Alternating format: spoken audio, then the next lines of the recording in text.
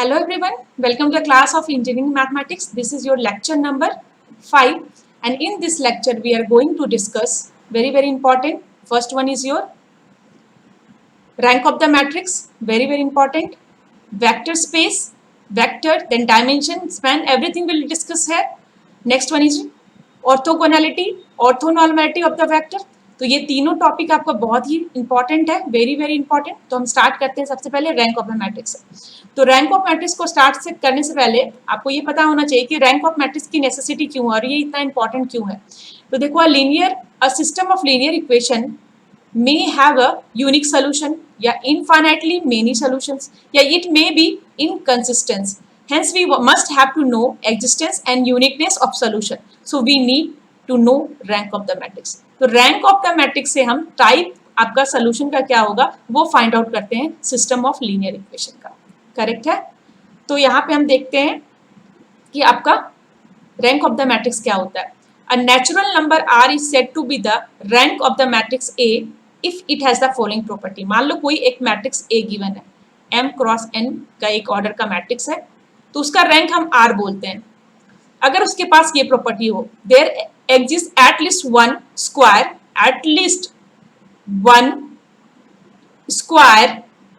सब matrix of the matrix A. मतलब ये आपका एक मैट्रिक्स है, उसका कोई एक सब मैट्रिक्स हो. तो सब मैट्रिक्स क्या होता है आपका? सब मैट्रिक्स ऑफ ए मैट्रिक्स होता है आपका any matrix of the type M cross N, then a matrix obtain by leaving some rows या आपका सम कॉलम या दोनों या बोथ भी हम बोल सकते हैं, या both from A is called sub matrix of ए. मतलब क्या है कि अगर ये आपका एक मैट्रिक्स है तो उसमें कुछ रोज या कुछ कॉलम्स को छोड़ के जो आपका मैट्रिक्स बनेगा उसको हम क्या बोलेंगे? सब मैट्रिक्स ऑफ ए. उसमें कुछ रोज को भी छोड़ सकते हो, अभी आप कुछ कॉलम्स को भी छोड़ सकते हो, या फिर आप रोज एंड कॉलम्स दोनों को छोड़ के बना सकते हो matrix. That is called sub matrix of A. तो यहाँ पे आपको क्या बोल रहा है? There exist at least one. मतलब यहाँ पे एटलीस्ट वन क्या होना चाहिए? स्क्वायर सब मैट्रिक्स होना चाहिए. यहाँ पे एक क्या होना चाहिए? Square sub matrix. मान लो हमारा सब मैट्रिक्स स्क्वायर है S of matrix A of order R cross R, और उसका ऑर्डर आपका क्या है? R cross R. तो ऑब्वियसली R क्रॉस R जो होगा वो M क्रॉस N से कम होगा या उसके बराबर होगा. क्लियर है? उसको हम बाद में देखेंगे, लेकिन अभी सब मैट्रिक्स में बस इतना समझ लो कि इसका आपका ऑर्डर जो आपका ऑर्डर होगा क्या होगा? R cross R having non zero determinant. तो यहाँ पे जो ये आपका मैट्रिक्स आपने लिया, इसका अगर डिटरमिनेंट आप लोगे तो उसकी वैल्यू आपकी क्या होनी चाहिए? इक्वल टू जीरो नहीं होनी चाहिए. ये आपका पहला कंडीशन है. और दूसरा कंडीशन आपका क्या है? एवरी सब matrix, every square sub matrix, इसके अलावा every square sub matrix of matrix A of order R plus one. Order कितना? R plus one. मतलब R से हाइयर ऑर्डर का जो सब मैट्रिक्स होगा उसका जो डिटरमिनेंट की वैल्यू क्या होगी? वो जीरो होगी. मतलब ये तो आपका R क्रॉस R था. अब जो आप एक मैट्रिक्स सब मैट्रिक्स लोगे, मान लो S1 ले लिया आपने, वो आपका उसका इससे हाइयर हो, मतलब मान लो कि R प्लस वन क्रॉस आपका क्या हो? R plus one. उसकी वैल्यू आपकी सबकी क्या होगी? ऑल की वैल्यू डिटरमिनेंट की वैल्यू कितनी होगी? जीरो. मतलब ऑल सब मैट्रिक्स की वैल्यू इस केस में क्या हो जाएगी? जीरो. लेकिन उस R की जो सब मैट्रिक्स होगी उसकी वैल्यू आपकी क्या होगी? नॉन जीरो होगा. एवरी स्क्वायर मतलब हर एक square sub matrix of matrix A of order R plus one have zero determinant. तो वो उसका क्या हो जाएगा? रैंक हो जाएगा. तो यहाँ हमने थ्योरेटिकली समझा है, कुछ क्वेश्चंस को सॉल्व करेंगे तो ये आपको इजिली समझ में आएगा. अब देखो इसका क्या मतलब हुआ कि रैंक ऑफ जो मैट्रिक्स है वो क्या है? Order of the largest square sub matrix, क्योंकि यही आपका इसका डिटरमिनेंट जीरो नहीं है, इसके बाद का जो हाइयर जो डिटरमिनेंट है वो जीरो हो रहा. Of the given matrix having non vanishing determinant. Clear है? मतलब A का जो हाईएस्ट सब मैट्रिक्स होगा उसका जो डिटरमिनेंट की जो वैल्यू जीरो नहीं होगी, उसका जो आपका ऑर्डर होगा वही आपका क्या होगा? Rank of the matrix A होगा. क्लियर है? यहाँ पे कुछ हम नोट देखते हैं, उसके बाद इसका प्रॉब्लम हम देखेंगे rank of matrix find out करने का. जिसके कुछ प्रॉपर्टी है कि rank of a null matrix, जो नल मैट्रिक्स मतलब जिसके सारे एलिमेंट क्या होते हैं? जीरो जीरो होते हैं. ये स्क्वायर हो भी सकता है, रेक्टेंगल भी हो सकता है, कुछ भी हो सकता है, इस जीरो, वो हमेशा उसका रैंक कितना होता है? जीरो होता है. The rank of any non zero matrix, अगर कोई नॉन जीरो मैट्रिक्स है तो उसका मिनिमम रैंक आपका क्या होगा? वन, और मैक्सिमम आपका वन से ज्यादा कुछ भी हो सकता है depending on the order of the matrix. Next देखो, the rank of any non singular matrix, non singular मतलब क्या, the rank of any non singular matrix of order n is n, इसका क्या मतलब हुआ, नॉन सिंगुलर कौन सा matrix होता है जिसके डिटर्मिनेंट की value not equal to zero, order n बोल रहा है, सिंपल मतलब क्या है ये, स्क्वायर मैट्रिक्स, मतलब कोई एक आपका स्क्वायर मैट्रिक्स है जिसकी डिटरमिनेंट की वैल्यू आपकी जीरो नहीं है, उसका रैंक कितना हो जाएगा, जो उसका ऑर्डर है, ऑर्डर कितना है n, तो this is your third property. The rank of a product of two matrices can not exceed the rank of either matrix, इसका मतलब है कि रैंक ऑफ ए बी अगर आपने फाइंड आउट किया, रैंक ऑफ ए बी अगर हम find out करें तो उसकी वैल्यू हमेशा लेस देन और इक्वल टू हो सकती है रैंक ऑफ ए, कभी से ज्यादा नहीं होगी, या फिर लेस देन इक्वल हो सकती है आपकी क्या, रैंक बी, इन दोनों इंडिविजुअल मैट्रिक्स के रैंक से कभी ज्यादा नहीं होगी, मैक्सिमम क्या हो सकता है, इक्वल हो सकता है, क्लियर, जो अगर हम प्रोडक्ट करें।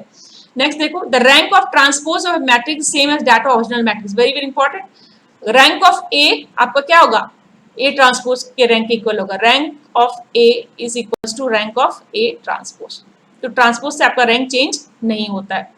नेक्स्ट प्रॉपर्टी देखो, the rank of A matrix is less than equal to are if all R plus one rowed minor of the matrix vanishes, तो सेम वही कंसेप्ट है, r plus one rows, minor भी वही क्या है, सब matrix की तरह होता है, माइनर और कोफैक्टर मैंने आपको सेकंड लेक्चर में बताया था कि क्या होता है जब हम डिटरमिनेंट की वैल्यू फाइंड आउट करते हैं, माइनर आप कैसे निकालते हैं, अगर 3x3 में मान लो ये आपको, इसको हम 3x3 बना लेते हैं, मान लो ये आपका 3x3 है, तो माइनर हम निकालते हैं तो क्या करते हैं, कुछ जिस एलिमेंट के माइनर निकाल रहे हैं उसके हम रोज एंड कॉलम्स को छोड़ देते हैं, यहाँ से हमें एक क्या होता है, एक मैट्रिक्स की वैल्यू मिलती है, तो यही बोल रहा है कि rank of matrix is less than equal to are if all R plus one rowed minor of the matrix vanishes, उसका आर प्लस वन जो माइनर होगा उसकी वैल्यू क्या हो जाएगी, वैनिश हो जाएगी, मतलब ऑल माइनर्स की वैल्यू क्या हो जाएगी, जीरो हो जाएगी। तो नेक्स्ट प्रॉपर्टी देखो, the rank of A matrix is greater than equal to are if there is at least one r rowed minor of the matrix क्या होगा, which not equal to zero, अगर वो जीरो नहीं है, एक भी जीरो नहीं है, तो उसका रैंक हायर होने की पॉसिबिलिटी है, रैंक आपका आर होगा कब, जब आर प्लस वन के ऑल सब मैट्रिक्स क्या हो जाए, उसकी डिटरमिनेंट की वैल्यू कितनी हो जाए, should be equal to zero, अगर एक भी डिटरमिनेंट की वैल्यू आर प्लस वन की जीरो नहीं होती है तो रैंक आपका क्या होगा, हायर होगा, क्लियर है, not equal to zero. Next देखो, rank of A matrix is same as the number of linearly independent, very very important, यहाँ पे देखो, the rank of A matrix जो है वो आपका सेम होता है as the number of linearly independent rows vector in the matrix as well as the number of linearly independent column vector of the matrix। तो independent vectors मैं आपको already last lecture में बता चुकी हूँ कि linearly dependent and आपका linearly independent vector क्या होता है, तो वेक्टर से ही आप क्या बनाते हो, ये अगर एक वेक्टर है तो ये क्या है, एक रो है, अगर ये एक वेक्टर है तो ये भी आपका क्या है, कॉलम, तो जितने लीनियरली इंडिपेंडेंट आपके रोज होंगे या फिर जितने ही लीनियरली इंडिपेंडेंट आपके कॉलम होंगे वही उसका क्या होगा, रोज ऑफ द क्या होगा, sorry rank of the matrix होगा। तो ये वेरी वेरी इंपॉर्टेंट है, ये ऑलरेडी हम डिस्कस कर चुके हैं, आप लास्ट लेक्चर को रिफर कर सकते हो यहाँ पे। नेक्स्ट देखो, elementary transformation does not change the rank of the matrix। elementary transformation हम ऑलरेडी डिस्कस कर चुके हैं कि अगर रो को इंटरचेंज करो आप, या फिर आप क्या करो, किसी एक पर्टिकुलर रो में आप चेंजेस करो, रो टू प्लस एनी इस कलर के टाइम्स रो वन, तो इस तरह से अगर हम ऑपरेशन करते हैं तो उससे आपका रैंक चेंज नहीं होता है। नेक्स्ट देखो, rank of sum of two matrices, अगर rank of sum of two matrices देखें, मान लो R N sorry rank of R A, rank of A plus B matrix देखते हैं, can not exceed the sum of their rank, मतलब ये कभी भी आपका दोनों के रैंक से ज्यादा नहीं होगा, या तो क्या होगा दोनों के इक्वल होगा या फिर क्या होगा आपका उससे कम होगा। तो ये कुछ प्रॉपर्टीज हैं आपके। तो यहाँ पे नेक्स्ट प्रॉपर्टी देखो, if A and B are two N rowed square matrix, A और बी दोनों ही क्या है आपका स्क्वायर मैट्रिक्स है ऑर्डर एन क्रॉस एन का, तो रैंक ऑफ ए बी जो होगा, रैंक ऑफ ए बी जो होगा वो ग्रेटर देन या इक्वल टू होगा क्या आपका, rank of A plus rank of B minus n. देखो यहाँ पे rank of A plus rank of B और उसके साथ क्या minus n, order of matrix A and B, दोनों का ऑर्डर आपका एन है, तो ये आपका फॉर्मूला आप याद रख सकते हो। नेक्स्ट देखो, rank is defined for any matrix, already मैं बता चुकी हूँ रैंक के लिए डिफाइन हम किसी भी मैट्रिक्स के कर सकते हैं, इसके लिए स्क्वायर होने की जरूरत नहीं है, सब matrix of matrix already discuss कर चुके हैं। तो नेक्स्ट हम देखते हैं एग्जाम्पल जो आपको अच्छे से समझ में आएगा। एक आपका क्वेश्चन है, देखो इसको, क्वेश्चन नंबर 1 है आपका कि एक मैट्रिक्स आपको गिवन है और इसको फाइंड करना है, इसका रैंक कितना होगा, फाइंड रैंक। तो रैंक के लिए आपको क्या देखना है, अगर ये मैट्रिक्स आपको गिवन है, सबसे पहले देखो ये मैट्रिक्स क्या है आपका 3x3 मैट्रिक्स है, क्लियर। तो अगर ये आपका स्क्वायर मैट्रिक्स है तो प्रॉपर्टी हम ऑलरेडी डिस्कस कर चुके हैं कि अगर आपका क्या है स्क्वायर मैट्रिक्स हो और उस स्क्वायर मैट्रिक्स का डिटरमिनेंट जो है आपका 0 नहीं होता है तो जो इसका ऑर्डर होगा वही इसका क्या हो जाएगा, रैंक हो जाएगा। तो सबसे पहले हम चेक करते हैं कि क्या इसका जो डिटरमिनेंट की वैल्यू है वो 0 है कि नहीं है। तो यहाँ पे अगर हम रैंक जो होगा order of the matrix n हो जाएगा, अगर if this is not equal to 0, this value मतलब determinant of a n cross n is not equal to 0, तो रैंक जो होगा क्या होगा, ऑर्डर ऑफ ए मैट्रिक्स हो जाएगा। तो यहाँ पे a की वैल्यू हम फाइंड आउट करते हैं, डिटरमिनेंट ऑफ a की वैल्यू फाइंड आउट करते हैं, ये ऑलरेडी डिस्कस कर चुके हैं डिटरमिनेंट की वैल्यू कैसे फाइंड आउट करना है। This is 3, this is 6 minus 4 plus आपका माइनस 1 टू द पावर कितना 2 प्लस 1, इसके साथ वैल्यू कितनी आएगी 0 इंटू 2 माइनस आपका कितना आपका 4 इंटू 0 इंटू 2 माइनस आपका 4 इंटू आपका 5 एंड इसके साथ आपका कितनी वैल्यू आएगी, ये इंटू है दैट इज माइनस 1 आपका, देन 0 माइनस आपका क्या होगा 5 दिस वैल्यू। तो यहाँ पे इसको अगर आपने सॉल्व किया तो इसकी वैल्यू कितनी हो जाएगी, that is equal to 3 into 2, ये कंप्लीट आपका 0 हो जाएगा, प्लस आपका कितना हो जाएगा 5 इंटू 11, क्लियर है। तो यहाँ पे जो आपको वैल्यू आएगी वो कितनी हो जाएगी, दैट इज इक्वल टू 61, यानी इसका जो डिटरमिनेंट की जो वैल्यू है that is not equal to 0 है, इसका मतलब इसका ऑर्डर ही क्या हो जाएगा आपका रैंक के इक्वल हो जाएगा, क्लियर है। एक तो एक मैथड्स हमने सॉल्व किया लीनियरली डिपेंडेंट और इंडिपेंडेंट वेक्टर के टर्म्स में भी इसको हम सॉल्व कर सकते हैं by using Gauss elimination method, जिसमें हम 0 0 करके सारे वैल्यूज को क्या कर रहे थे आपका x1 x2 को एलिमिनेट कर रहे थे, वो भी मैथड हम बाद में देखेंगे। तो नेक्स्ट देखते हैं क्वेश्चन नंबर 2 है आपको एक मैट्रिक्स एक गिवन है, ये भी आपका n क्रॉस n का मैट्रिक्स है। तो देखो यहाँ पे ये आपका रैंक इसका कितना होगा, तो अगर आपने डिटरमिनेंट ऑफ a की वैल्यू निकाली तो इसकी वैल्यू कितनी हो गई, that is equals to 0, determinant की वैल्यू आपको कितनी आ गई है 0, so determinant is equal to 0, it means इसका जो रैंक है वो नॉट इक्वल टू क्या होगा, ऑर्डर होगा। तो अब इसकी डिटरमिनेंट की वैल्यू अगर 0 हो गई तो अब हम क्या चेक करेंगे, इसके सब मैट्रिक्स को चेक करेंगे, क्लियर। तो कब तक चेक करेंगे, जब तक इसके सब मैट्रिक्स की किसी एक की वैल्यू नॉट इक्वल टू 0, तो चेक एनी 2x2 सब मैट्रिक्स, अगर ये 3x3 है तो इसका सब मैट्रिक्स क्या बनेगा 2x2 बनेगा, एक रो एक कॉलम छोड़ के मान लो हमने ये चेक किया, ये दिस वन 2x2 का हमने मैट्रिक्स लिया, कोई भी आप 2x2 के मैट्रिक्स ले सकते हो, any one you can take, it's your wish. तो हमने क्या किया, इसको लिया 2 1 0 3, तो यहाँ पे इसको मैट्रिक्स बी लिया, तो इसकी मैट्रिक्स की जो आपकी डिटरमिनेंट की वैल्यू क्या आई 6 आई, यानी कि मैट्रिक्स बी का डिटरमिनेंट नॉट इक्वल टू 0, तो इसका जो रैंक होगा वही इसका क्या होगा, जो ऑर्डर होगा वही इसका रैंक हो जाएगा। इसका ऑर्डर क्या था 2x2, तो इसका रैंक भी क्या हो जाएगा 2 हो जाएगा। तो इस तरह से हम रैंक को क्या कर सकते हैं, फाइंड आउट कर सकते हैं, क्लियर। तो एक क्वेश्चन आपका ये गेट का है, वेरी वेरी इजी, देखो गेट में क्वेश्चंस कैसे आते हैं। आपको पूछा था rank of the matrix this, तो सबसे पहले आपको एक मैट्रिक्स एक गिवन है दैट इज इक्वल्स टू आपका 1 1 1 1 माइनस 1 0, बहुत ही ईजी है, देखो 1 1 1। तो आपको डिटरमिनेंट की प्रॉपर्टी से याद होगा कि अगर दो रो आपका या दो कॉलम इक्वल होता है तो डिटरमिनेंट की वैल्यू क्या हो जाती है 0, तो यहाँ पे सॉल्व करने की भी जरूरत नहीं है, दोनों ही आपके इक्वल है, तो यहाँ पे इसका जो डिटरमिनेंट ऑफ ए क्या होगा 0, मतलब इसका रैंक तो 3 नहीं होगा, so as 2 rows are equal तो रैंक नॉट इक्वल टू 3। तो अब इसको क्या करना पड़ेगा, 2 को चेक करना पड़ेगा, तो मान लो 2 कोई एक आपने क्या लिया सब मैट्रिक्स ले लिया, मान लो ये मैट्रिक्स हमने लिया 2 का, तो इसकी वैल्यू 1 1 1 माइनस 1 लिया, तो अब इसकी डिटरमिनेंट की वैल्यू अगर आपने फाइंड आउट किया तो ये क्या है -2, तो -2 इज नॉट इक्वल टू 0, मतलब इसका रैंक कितना हो जाएगा आपका 2 हो जाएगा। ये 1 मार्क का क्वेश्चन था गेट का, वेरी वेरी इजी क्वेश्चन है, देखो। ओके, तो नेक्स्ट देखते हैं, इसका मैट्रिक्स एक आपको रैंक फाइंड आउट करना है, तो इसको हम फाइंड आउट करेंगे बाय यूजिंग आपका इंडिपेंडेंट रो वेक्टर के टर्म्स में।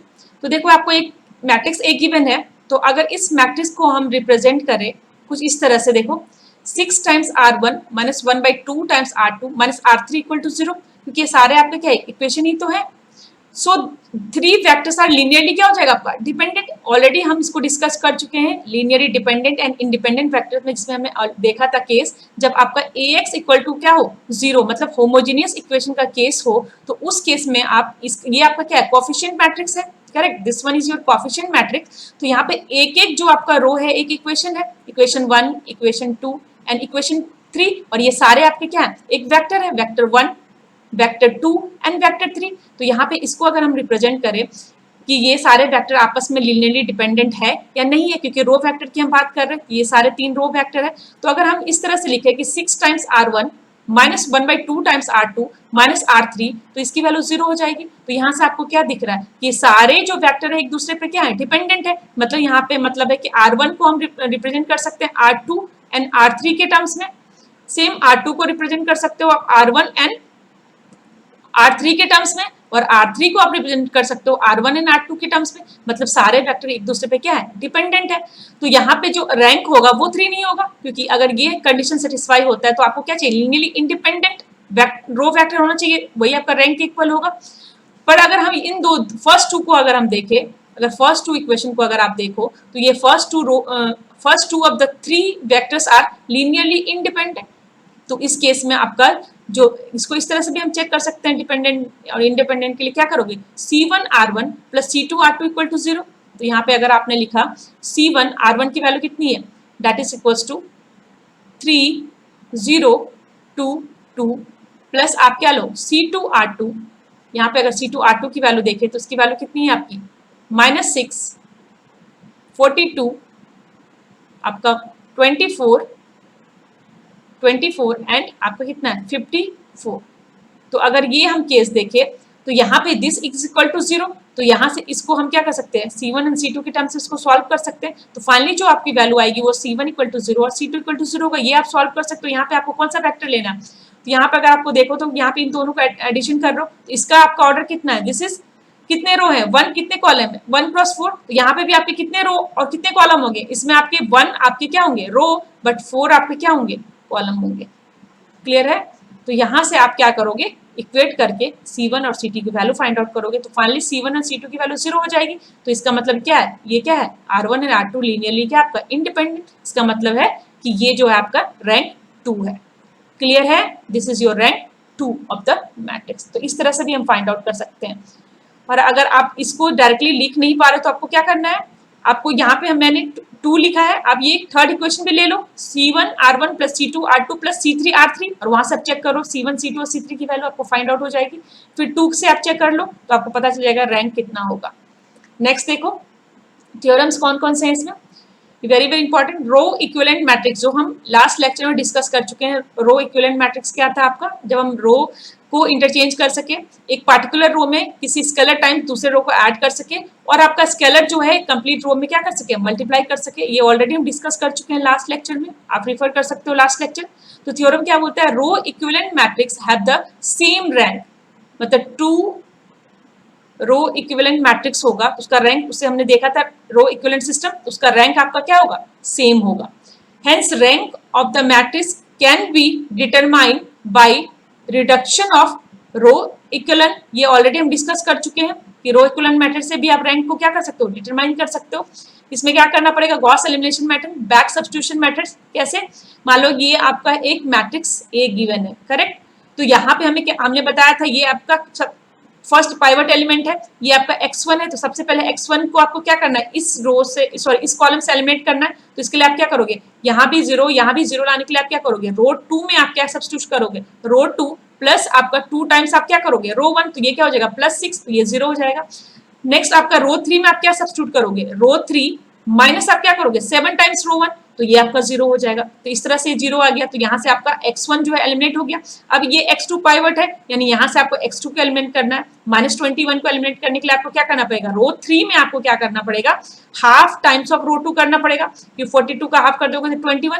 तो इन दोनों को अगर आपने ऐड किया तो यहाँ पे वैल्यू कितनी होगी 0। तो यहाँ पे देखो, यहाँ पे कितने, ये जो कंप्लीट रो आपका क्या हो गया 0 हो गया, मतलब यहाँ पे ये तो ही आपका क्या हुआ वैल्यू बचा, मतलब ये दोनों ही क्या है आपके लीनियरली इंडिपेंडेंट। तो इसका रैंक आप क्या बोलोगे, रैंक इज इक्वल टू 2। कैसे फाइंड आउट करोगे, यहाँ पे देखो, यहाँ पे इक्वेशन लिख सकते हो, दिस इज इक्वल टू आपका क्या आएगा 42x2 प्लस आपका 28x3 प्लस आपका क्या होगा 58x1 x2 x3, ये क्या होगा x4, सॉरी देखो यहाँ पे ये आपका मैट्रिक्स आर्गुमेंटेड मैट्रिक्स है, इसलिए ये डॉट यहाँ पे गिवन है। अगर मैं आर्गुमेंटेड मैट्रिक्स नहीं होता तो इस केस में हम इसको इस तरह से लिखते हैं, लेकिन ये आर्गुमेंटेड मैट्रिक्स है, तो यहाँ पे आपका क्या होगा x1 x2 x3 ही होगा। तो यहाँ पे इसकी वैल्यू जो आपकी हो जाएगी दैट इज इक्वल टू हो जाएगा आपका, क्या लिखोगे, ये x1 था, ये क्या है आपका x2, ये हो जाएगा 42x2 प्लस आपका 28x3 इज इक्वल टू आपका 58।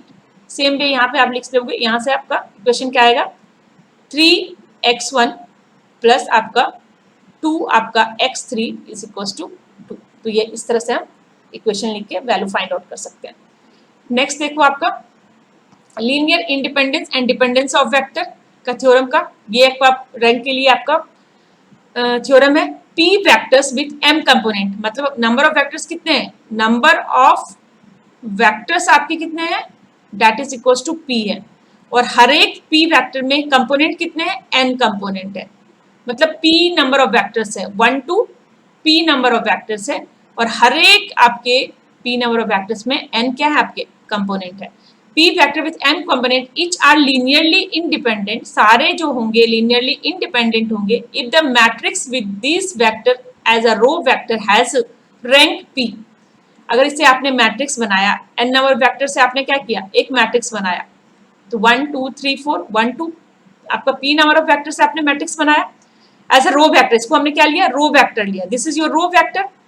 If the matrix with this vector are row vector has rank p, तो इसका जो आपका रैंक बनेगा वो अगर आपका p है but are linearly dependent if the that rank is less than p। तो इसका फिर से इसका मतलब समझो कि सबसे पहले हमारे पास नंबर ऑफ वेक्टर कितना था, p था, और हर एक p वेक्टर के पास n कंपोनेंट था। तो इस p वेक्टर से हमने क्या किया, हमने हर एक वेक्टर को रो लेके एक क्या क्या मैट्रिक्स को कंस्टिट्यूट किया, और उस मैट्रिक्स का अगर रैंक आपका कितना है, रैंक ऑफ दैट मैट्रिक्स, आपका order of that matrix that is your equal to p के इक्वल है, that is equal to p, sorry not order, that is number of vector के इक्वल है p, तो वो आपका क्या होगा, लीनियरली इंडिपेंडेंट होगा, वेक्टर सेट होगा, लेकिन वो लीनियरली डिपेंडेंट होगा अगर इसका जो ऑर्डर आप जो होगा वो आपका क्या होगा, लेस देन p होगा। मतलब ये जो आपने मैट्रिक्स फॉर्म किया with the help of row vector, वो अगर उसका रैंक अगर लेस देन p है तो लीनियरली क्या होगा, डिपेंडेंट होगा।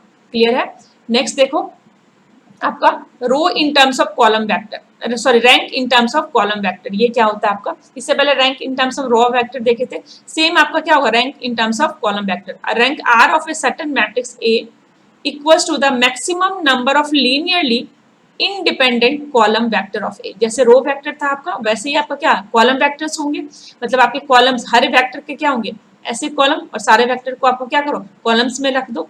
तो इसका जिस तरह से रो का ऑपरेशन है वैसे कॉलम का ऑपरेशन है। तो यहाँ पे आपका किसका क्या मतलब हुआ कि रो को अगर आप ट्रांसपोज करोगे तो कॉलम मिलेगा, कॉलम को ट्रांसपोज करोगे तो आपको रो मिलेगा, मतलब ए एंड ए ट्रांसपोज का आपका क्या होगा, सेम रैंक होगा। Clear, A and A transpose has the same rank. Next property देखो, linear dependence of a vector क्या होता है, p vector with n less than p component. मान लो आपके पास p वेक्टर है, क्लियर, n आपका उसका क्या है, हर एक वेक्टर में आपका n कंपोनेंट है, then p component are always linearly dependent. अगर p वेक्टर है विथ n, यहाँ पे n जो है मतलब नंबर ऑफ कंपोनेंट जो आपका है वो लेस देन p है, मान लो आपके पास 5 वेक्टर है और उसके कंपोनेंट 4 है, हर एक वेक्टर मतलब क्या है, v1 v2 से लेके आपका v5 है, और v1 के पास कितने कंपोनेंट है, मान लो कंपोनेंट आपका है a1 से लेके a4। तो अगर ऐसा केस है, यही आपको बता रहा है कि p vector with n less than p component are always linear. तो ऐसा अगर केस होगा तो वो हमेशा क्या होगा, लीनियरली डिपेंडेंट का केस होगा, वो वेक्टर हमेशा क्या होंगे, आपके लीनियरली डिपेंडेंट होंगे।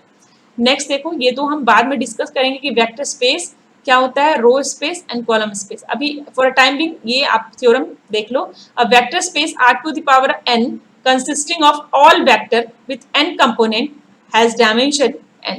इसको अभी आप समझ लो कि एक वेक्टर स्पेस है, वेक्टर स्पेस आपका होता है जो वेक्टर को कंटेन करता है, ये इसका नोटेशन होता है r to the power n, अगर इसका डायमेंशन n है तो consisting of all vector with n component, सारे वेक्टर को कंसिस्ट करता है इसमें n कंपोनेंट है, हैज अ डायमेंशन, उसका कितना होता है, n होता है। नेक्स्ट देखो प्रॉपर्टी, इसको भी हम डिस्कस करेंगे next. Row space and row column, ये क्या है, the row space and the row column space, the row space and row column space of A matrix A have the same dimension equal to rank A।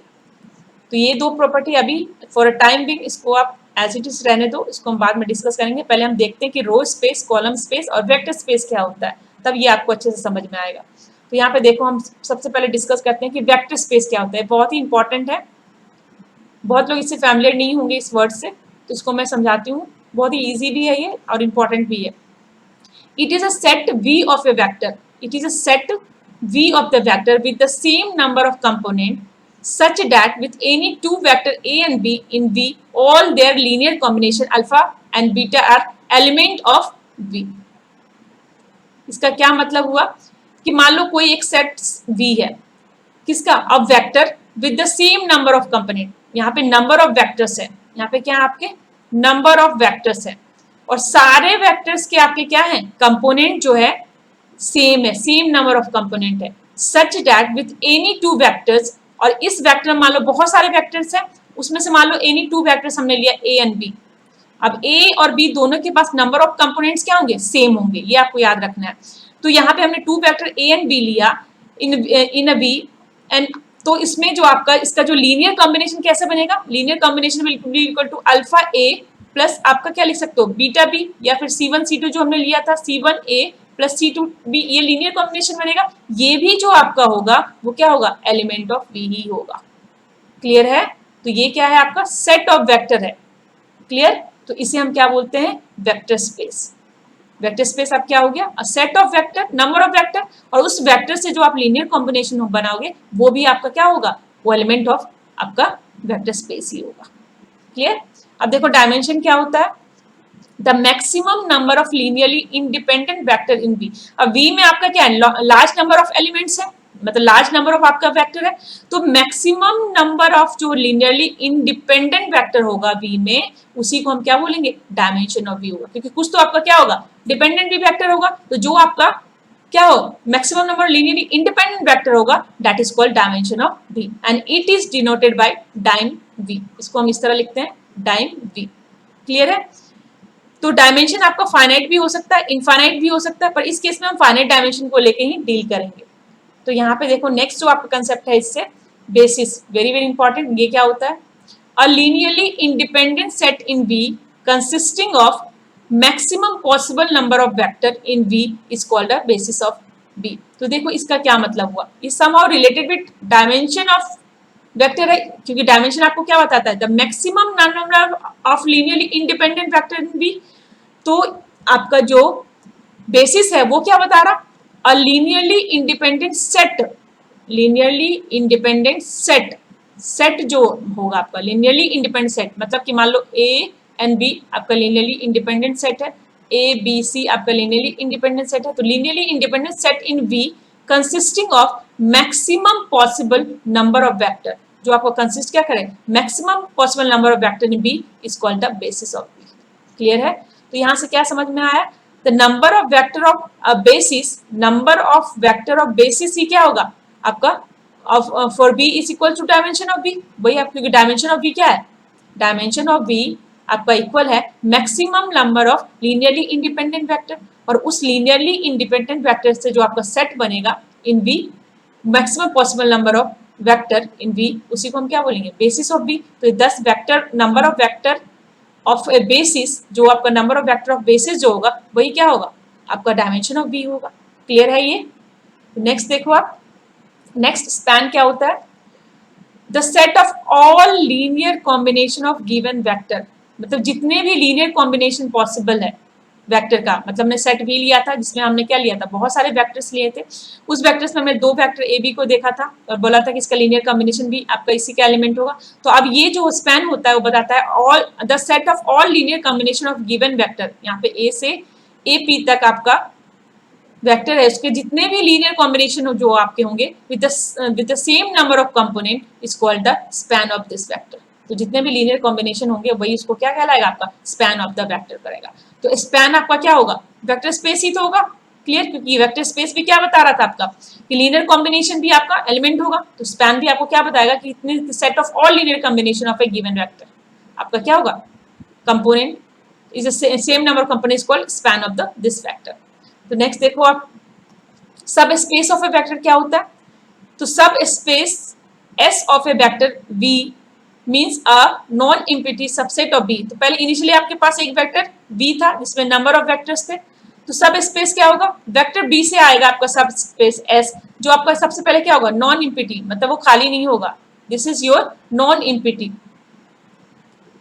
सब space of a vector B means a non-empty subset of B that forms itself a vector space with respect to two algebraic operation. जो आपका खुद ही एक vector space बना लेगा, पर कैसे? Addition से, टू वेक्टर के एडिशन से एंड स्केलर मल्टीप्लिकेशन से।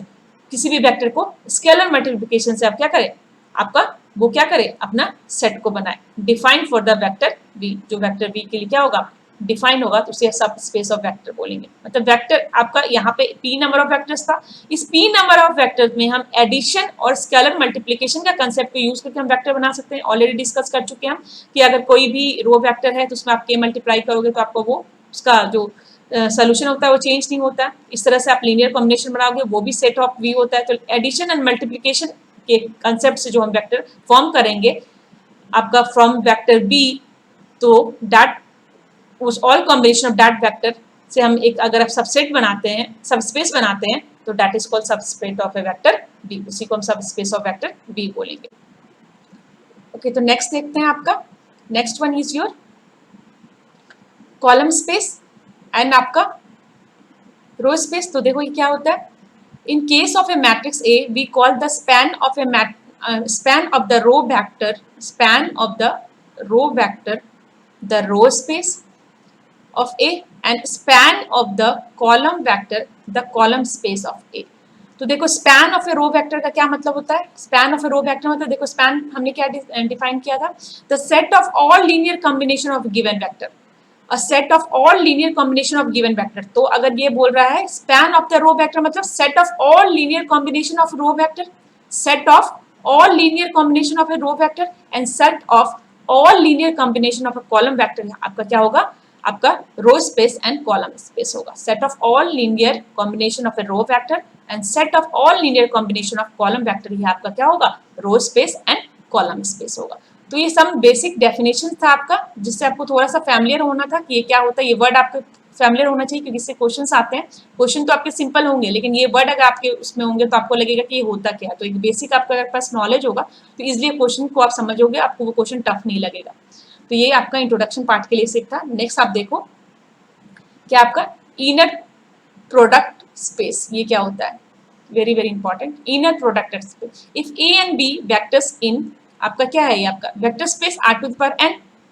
क्लियर, ये आपका वेक्टर स्पेस लिखने का तरीका। If A and B A vector in vector space, क्योंकि vector space number of vector को कंटेन करता है, regarded as the column vector we can form the product, हम इससे फॉर्म करते हैं प्रोडक्ट ए ट्रांसपोज पी, इसे हम क्या बोलते हैं, ए ट्रांसपोज पी।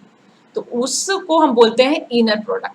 किसी भी वेक्टर स्पेस से हमने क्या किया, टू वेक्टर ए बी लिया और उसका हमने प्रोडक्ट फॉर्म किया in the form A transpose P. तो इसका जो ऑर्डर होता है वो क्या होता है, 1 क्रॉस 1 होता है।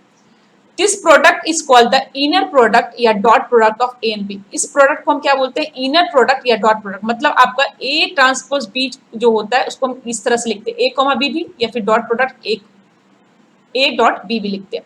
तो ये 1 क्रॉस 1 का मैट्रिक्स होता है और इसमें जो क्या होता है आपका सिंपल एलिमेंट का आप क्या करते हो, मल्टीप्लीकेशन। मान लो कि आपका element A and be given है तो उन दोनों के एलिमेंट्स को हम क्या करेंगे, सिंपली मल्टीप्लाई कर देंगे आपके पोजीशन वाइज और उसको ऐड कर देंगे। तो इस तरह से हमें क्या मिल जाएगा, inner dot product of two vector मिल जाएगा। तो इसको हम समझते हैं, सबसे पहले एग्जाम्पल से समझते हैं। ऐसे आप पहले आपको याद रखना है कि ये आपका मैट्रिक्स का मल्टीप्लिकेशन नहीं है। This is not a multiplication का जो रूल होता है वो यहाँ पे फॉलो नहीं होता है। This is the concept. ये क्या है, 1 क्रॉस 1 मैट्रिक्स ही होगा डॉट प्रोडक्ट का, ऑलवेज 1 क्रॉस 1 मैट्रिक्स ही होगा। सिंपल ए डॉट बी लिखते हो तो यहाँ पे आपको क्या करना है, ए और बी का जो भी कंपोनेंट है दोनों को मल्टीप्लाई करके क्या कर देना है। देखो ए और बी का जो कंपोनेंट है दोनों मल्टीप्लाई होंगी 1 to n तक और उनको हमें क्या कर देना है, ऐड करना है। तो यहाँ पे आपको क्या आपका ऑर्डर मिलेगा, 1 क्रॉस 1 का ऑर्डर मिलेगा। उसको एक एग्जाम्पल से समझो। दैट इज, अब उससे पहले ये देखो कि ऑर्थोगोनैलिटी ऑफ वेक्टर क्या होता है। ये तो हमने इनर प्रोडक्ट निकाला ना, अगर इस इनर प्रोडक्ट की वैल्यू आपकी 0 हो जाएगी तो टू वेक्टर आपका क्या हो जाएगा, ऑर्थोगोनल वेक्टर हो जाएगा। Vector whose inner product is 0 are called orthogonal vector. तो आप चेक करना है कि वेक्टर ए गिवन है आपको और वेक्टर बी गिवन है, तो क्या ये ऑर्थोगोनल है या नहीं। तो सबसे पहले इसके लिए क्या करना पड़ेगा, इनर प्रोडक्ट लेना है। इनर प्रोडक्ट क्या होता है, ए ट्रांसपोज इंटू बी। तो ये आपको क्या करना है, ए ट्रांसपोज इंटू बी। तो ये यहाँ पे 1 2 है, इसका ट्रांसपोज इंटू बी क्या है -2 and 1। तो आपको क्या करना है, एलिमेंट वाइज एलिमेंट मल्टीप्लाई करना है और दोनों को ऐड कर देना है। तो this is 1 into -2 and this is 2 into 1। तो इसकी वैल्यू कितनी हो जाएगी आपकी, दैट इज इक्वल टू 0। तो यही आपका कंसेप्ट है एलिमेंट बाई एलिमेंट मल्टीप्लिकेशन का। तो ये इसका डॉट प्रोडक्ट आपका 0 हो गया, तो वेक्टर आपका क्या होगा, ऑर्थोगोनल वेक्टर होगा। क्लियर है, हमें क्या करना है, एलिमेंट वाइज एलिमेंट मल्टीप्लाई कर देना है इसको। This is 1 into -2 plus 2 into आपका -1। नेक्स्ट देखो आप, दिस इज एग्जाम्पल। ये आपको क्या करना है, ये आपका होमवर्क है।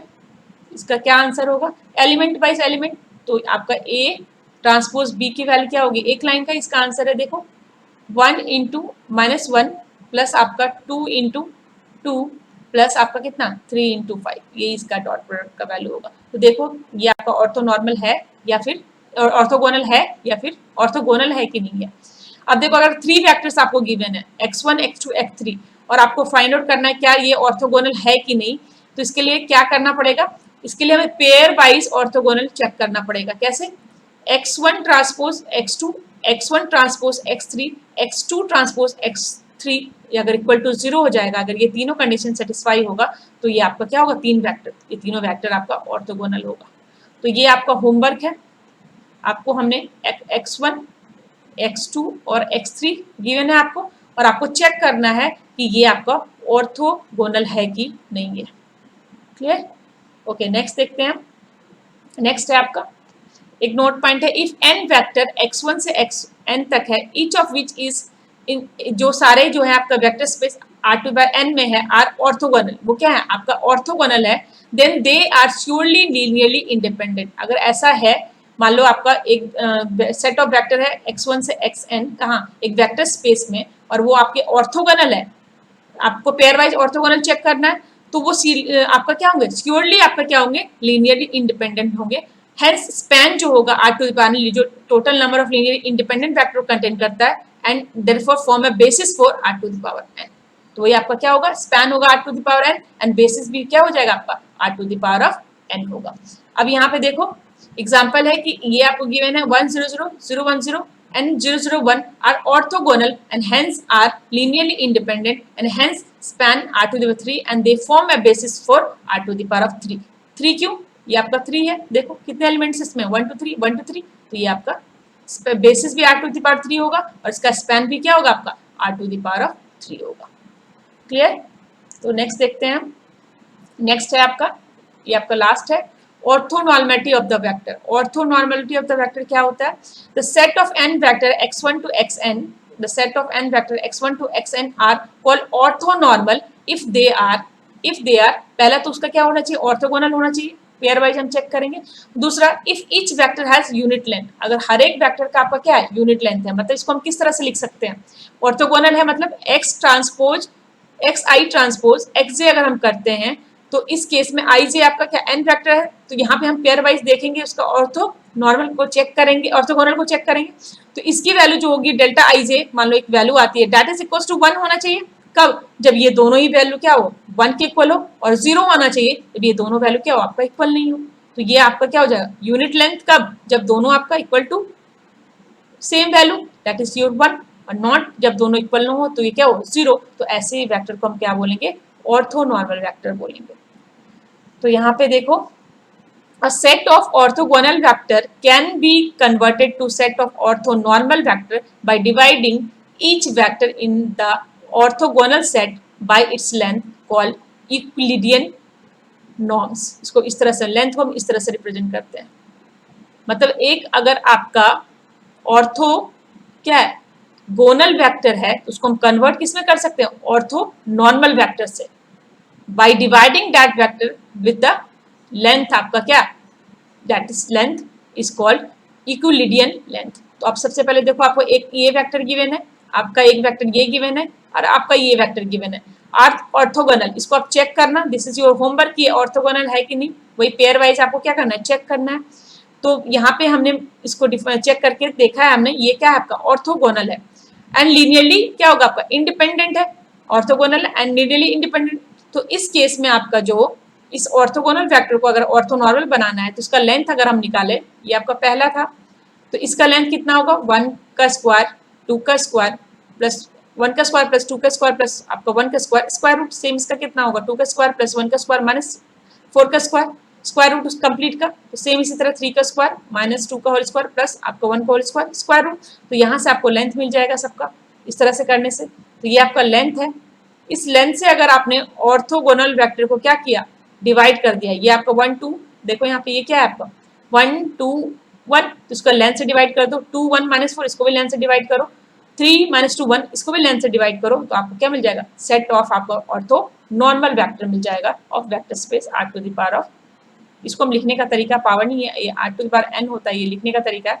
तो ये वेक्टर स्पेस का आपका क्या होगा ऑर्थो नॉर्मल वेक्टर होगा। तो ये आपका कंसेप्ट था कुछ आज की क्लास के लिए। आज बहुत सारे आपने न्यू टर्मोलॉजी देखे होंगे, तो आप ये सारे टर्मोलॉजी को बार बार प्रैक्टिस करना जिससे इससे थोड़ा सा आप फैमिलियर हो जाओ। ज़्यादा आपको फैमिलियर नहीं होना है, जितनी इसकी जरूरत है क्वेश्चंस की उतने हमने कवर कर लिए हैं जिससे आपके गेट के क्वेश्चंस क्या हो कवर हो जाए।